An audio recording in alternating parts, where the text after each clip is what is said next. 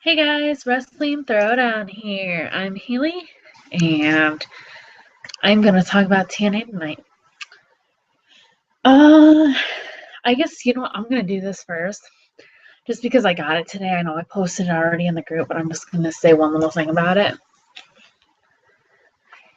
I got this today. It's called The Box, and it's a CrossFit magazine, but Seth was on the cover, so I had to get it. I know. It's when I say it's worth the money, I read it. And the magazine's garbage. I'm not trying to be mean. I'm sorry if anybody reads it. I mean, it's good for CrossFit people probably, but it's not my thing. And I really only got it for the Seth interview, but it's really interesting. You know, Seth talks about how he got into CrossFit and everything, and about, if you guys didn't know, he was actually he kept getting injured when he was 24. He's 28 now. And he already got neck surgery. And yeah, no, that's not good. And since he's been doing CrossFit, he says he has not been injured once. And I've noticed that he's just like, he does so many crazy stuff in the ring. I mean, you guys have all seen him. He's a maniac in the ring. He's a monkey, or a ninja, I guess, if you can say it. And you know, and he always lands on his feet, and he says that's what CrossFit does. It helps him obviously land on his feet. So it kind of goes into there and talks a little bit about his training and everything like that, and what he does to prepare before matches and all that stuff. So it's good if you're Seth Rollins, a big Seth Rollins fan, but obviously if you're not, it's not worth the money. Because I actually this was kind of a rip-off. It was $6 for a magazine, and it's only like, I mean, I don't know if I can show you guys. It's very thin. It's not, I mean, it's like, what, 50 pages maybe? Yeah, like not even, like barely 60 pages. And half of it's pictures. So, I mean, and Seth covers up about 7 of those pages. So, I mean, it's funny because I actually looked online. They told me it was $3.99, and then when I went to Barnes and Nobles, first of all, this magazine took me way too long to find. I was all over the place today. I first went to Rite Aid, went to Walgreens. Seth posted a picture on his Twitter and said it was available like anywhere they sold magazines.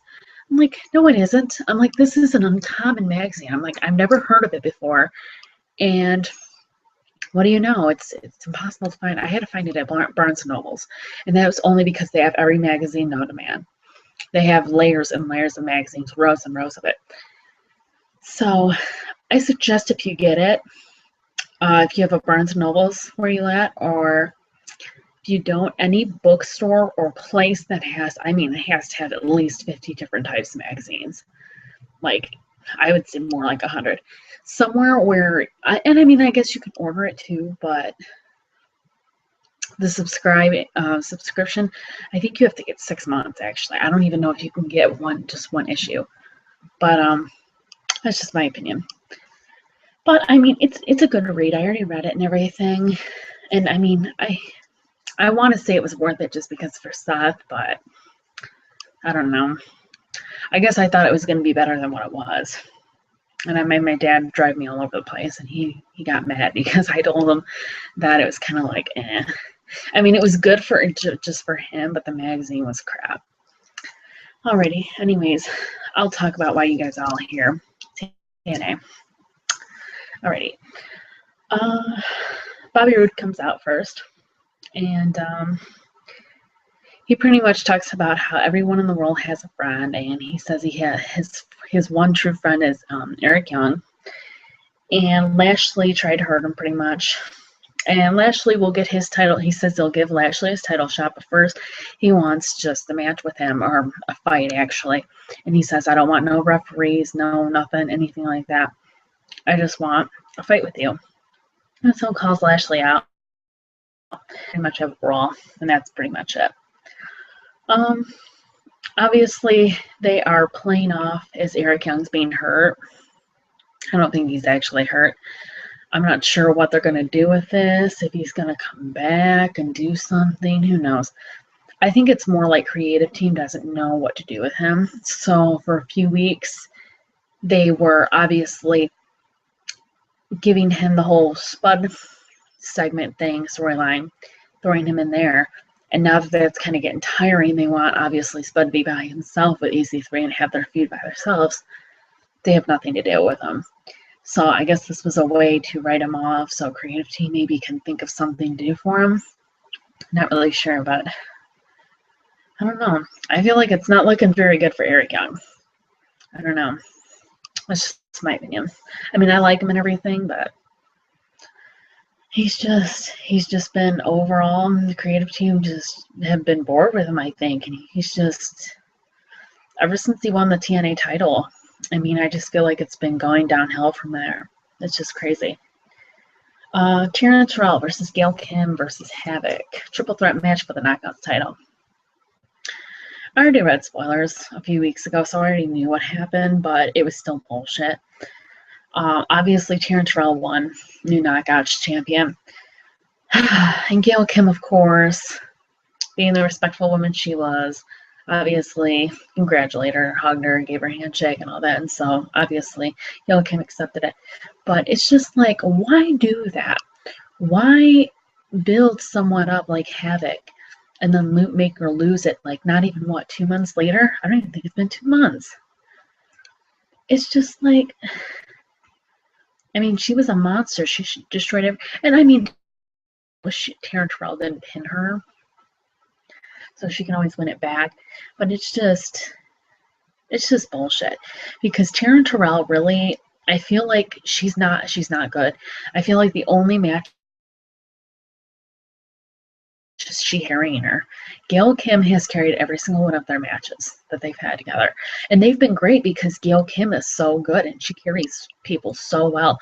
And WWE just made a huge mistake. I know that was a creative team thing too. If they pretty much don't have anything for you, if they can't think of anything for you, and if Vince doesn't really care for you and Triple H, you're pretty much gone. So obviously she wasn't like hugely popular. They probably didn't care anything for her, and creative team couldn't think of anything for her, so obviously she was gone. But she's very talented. I really wish they would have gave her the Divas title at least once. She's very talented. I really like Gail Kim. But as for Taryn Terrell, I really hope this run is not very long at all because she does not deserve a long title run. Alrighty, Kenny King versus Chris Melendez. And MVP or Anderson did not come out with either of them, so I was actually kind of shocked. But obviously, MVP tagged Chris Melendez with the steel chair. And Kenny King was like, look at it, and I'm like, what the hell are you doing? Kenny King was acting weird last night. He kept looking at MVP. Everything that MVP did, he looked at him like he was nuts. So I'm not sure. I'm going to talk about this a little bit later in the segment, but I'm not sure what's going on with Kenny King. I don't know if it's a face turn or what, but like, I mean, it's going to happen. I'm not saying like he turned face last night or anything like that, but I feel like obviously pretty soon he is going to either cost MVP the title, his title shot if he gets a new title shot, or something like that. Obviously an important match. He's going to cost him something. And as for Chris Melendez, really, I mean, I kind of gave my opinions on him about the first week. I mean, we'll see. He's interesting, and I mean, it's no hate against the guy. It's just like I just feel like TNA does anything for sympathy. I really do. EC3 comes out and he talks about how Eric Young is hospitalized. Like I said, I don't really think Eric Young's hurt, but I mean that's how they're playing it off because I think of creative team. And then calls Spud out, and then tells Tyrus / Brodus Clay to stay outside the ring, and he pretty much says that no matter what happens, just stay out of the ring. And EC3 pretty much tells Spud that he ruined his life and he loves it and it entertains him pretty much. And he pretty much tries to bribe Spud to hit him. And Spud obviously says, I'm not going to hit you. And EC3 laughs, and then Spud says, I'm going to kick you in the balls. And then he kicks in the balls and attacks him. And then EC3 eventually fights back and beats up poor Spud.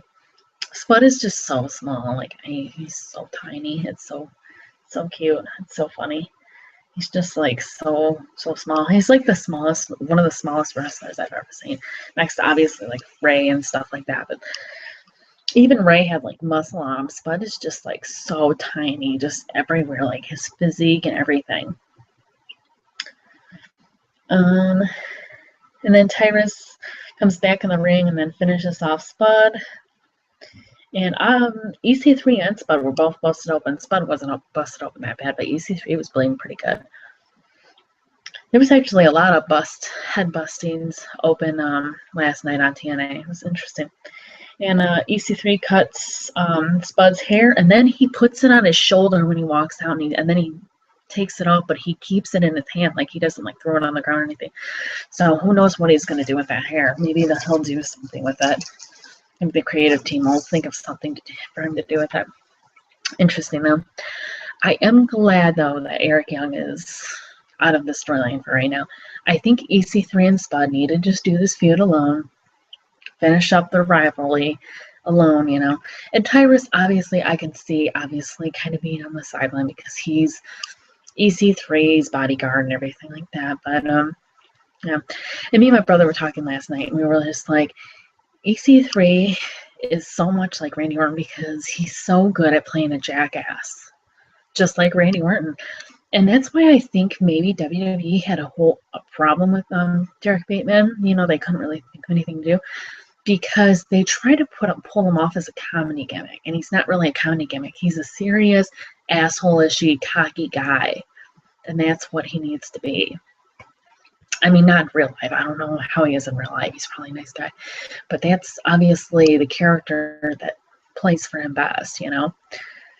So I think that's why WWE, because they, every single, I mean, for like a few years, they were trying the whole comedy gimmick with him on NXT and everything, like, and like the early stages of NXT, obviously.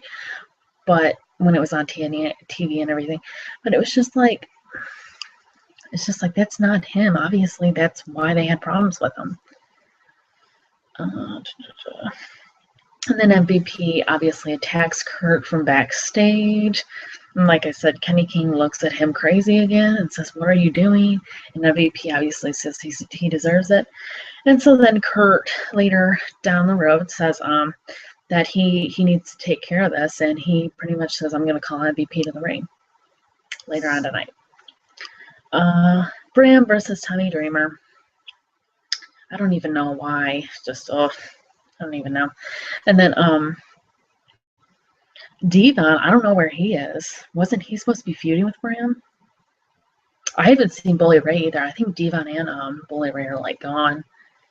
Magnus comes out and attacks Dreamer.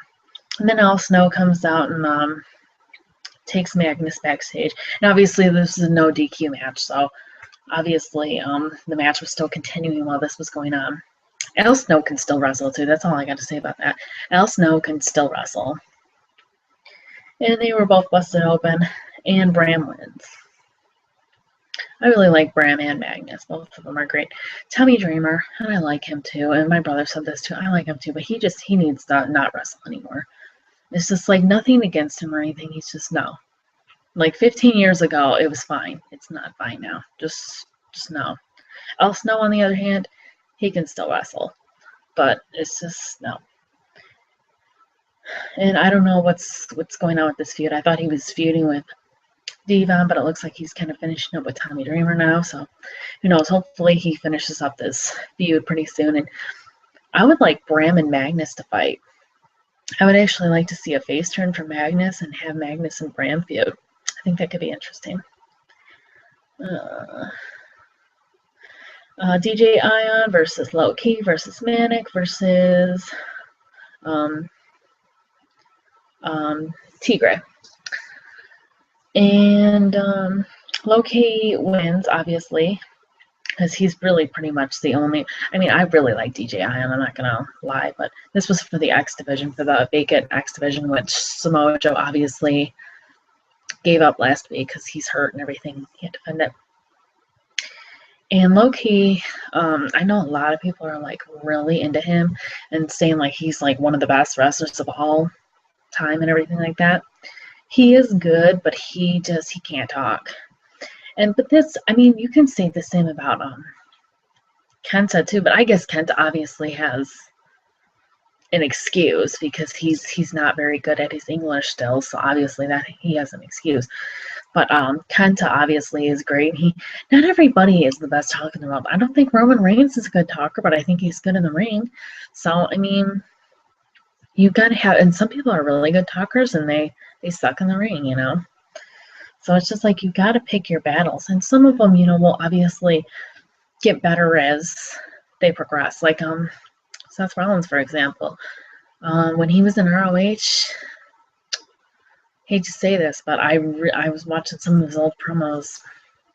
He wasn't really that great of a talker, and now he's really getting up there with his talking. He's like a great talker now. So you know, I mean, they just gotta practice. It just takes practice. I mean, not everybody is going to obviously, and some things come easier for some other wrestlers too. I know some people can obviously say mic skills are easier. Some people say ring skills are easier to learn. It just depends on your comfort zone. And then Kurt Angle, this is the last segment. Kurt Angle calls MVP out, and MVP is mad pretty much, and he tells that Kurt Angle, he made him lose his job and all that stuff, took his job and everything, and he's sick of him. He's getting sick of him. And Kurt Angle says he's and MVP thought he was obviously firing him, and Kurt Angle says, I'm not firing you. He goes, and maybe, you know, they won't agree with me about this, but I'm going to do it anyways, and he attacks him. And so Kenny King comes out, and he's trying to help MVP attack Kurt Angle. MVP shoves Kenny King for no reason. And Kenny King didn't do a damn thing. I was like, what in the hell? I'm like, why the hell is Kenny King not sticking up for himself? And I know a lot of people obviously really like Kenny King from ROH, but it's just like what the hell? Obviously, we're going to expect a face turn eventually from Kenny King. Because, I mean, I guess it's possible that he doesn't have to turn face because they could be bribing us and stuff and saying like, oh, he's going to turn face or whatever. And he ends up not doing it, you know, surprise turn.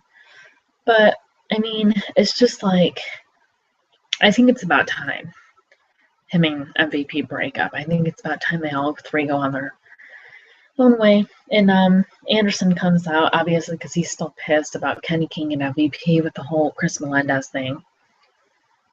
And that's another thing, too. Anderson didn't even freaking help out Chris Melendez, but he's all acting all mad and everything like that. And then Lashley comes out, and then Bobby Roode comes out, and they just all start fighting, and all chaos breaks loose. TNA's taking a 2-week break. I think it'll be back December 3rd. So that is, so just 1 week. Okay, so obviously this is going to be my last TNA review until December, which I'm fine with because obviously I actually just got out of school and I get a week off, so I'm so happy about that. I just get to sit around and do nothing except for maybe work on the weekends, but that makes me happy because I can just relax. But they're doing a new deal, TV deal. Obviously, Spike. The word was that Spike. This was supposed to be their last show on Spike, but obviously it says it's returning to Spike on December 3rd. So what I think is the mix-up of that is they obviously taped something. And that is going to be on Spike. That was the last thing that was going to be on Spike. So I think obviously when the new year hits in January, that is when obviously they're going to go to, I think it's called Discover America. I know a lot of people are having problems because they don't get that. It's in certain places. I know some places, even some people are saying like DirecTV and Dish Network doesn't have it. I know some places, like in some places in New York, they still have it, even if it's Dish Network or DirecTV. So kind of check your local listings and everything like that. I mean, like I said, if you don't have it, you can always check the reviews or watch us. Obviously, I'd love it if I get some more reviews. But yeah, TNA is obviously, I thought it was really nice for Spike to obviously let them finish up their deal with Spike for the year, and then obviously, and Discovery America, I think that's what it's called, Discover America. I don't know what it's called. It's some Discover channel, and it's obviously, it's not a very good channel. Like, it's one of the lower channels. Like, it's obviously, it's not very popular, and that's, I feel like, the only reason why they picked it up. And I feel bad for TNA, I really do. But I mean, maybe this will be a learning lesson for them. Maybe it'll get them to obviously get their product better and their creative team better, because they have great talent. They have good matches.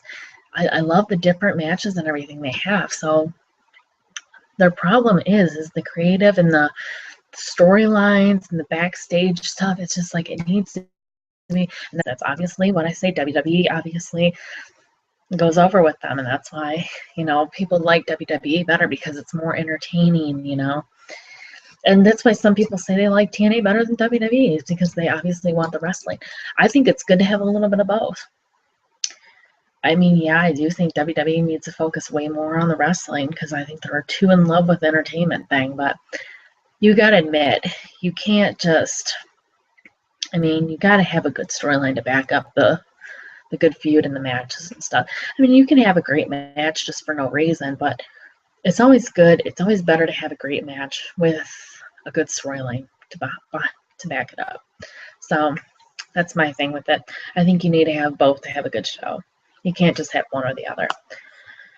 Alrighty, so me and Joe are going to do our prediction show for Survivor Series tomorrow. I already talked to him about it, and he can do it. So tomorrow, me and Joe will